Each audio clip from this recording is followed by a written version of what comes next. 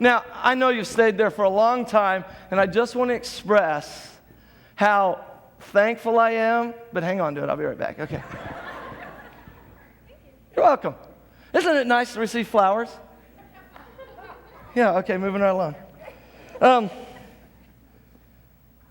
See, when you're on the right side of margin, what do you end up with? You end up with energy. You end up with black ink. You end up with calm. You end up with security. You end up with the cure to the disease of the 21st century.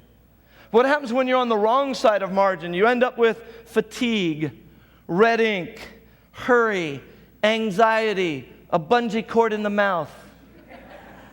The disease of the 21st century. In fact, let me read you Mark 4:18 from the Message translation.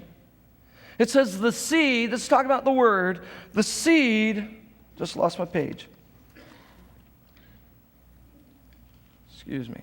The seed cast in the weeds represents the ones, talking about people, who hear the kingdom news, but are overwhelmed with worries about the things they have to do and all the things they want to get. Stress strangles what they heard, and nothing comes of it. This is a description of the marginless life.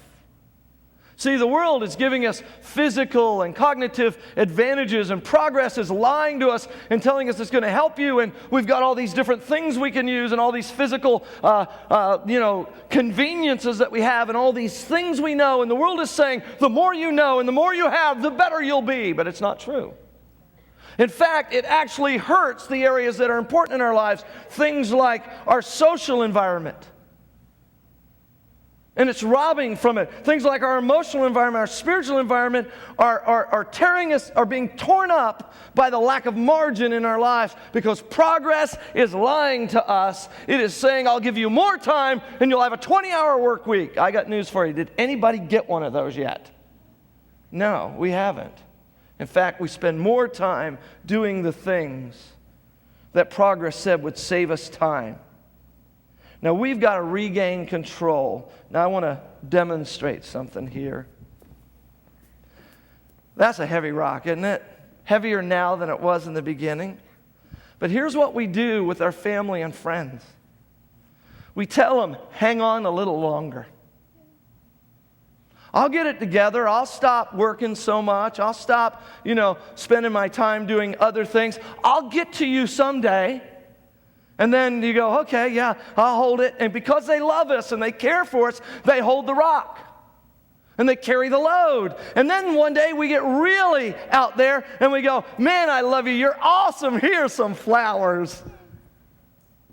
Keep carrying the rock, though. I'll get to that later. And we keep living our lives the same old way, expecting our families, our friends, our spouses, the Lord to carry the rock. And I'd just like you to drop it right there. Full-fledged, drop that sucker clunk. Yeah, I'm positive that's why we have that special thing there. Do it. Thank you for your help.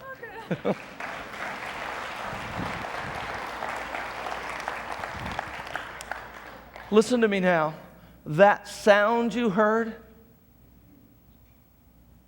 is the same sound you hear in a marginless marriage.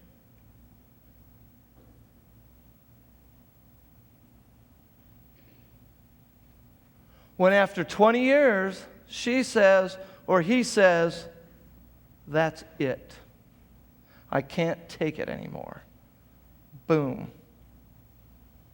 That's the same sound you hear in a young person's life.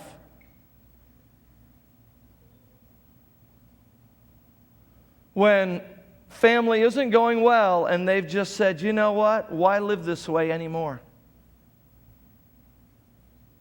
If it's not real to my parents, not real to my family, why should it be real to me? Clunk.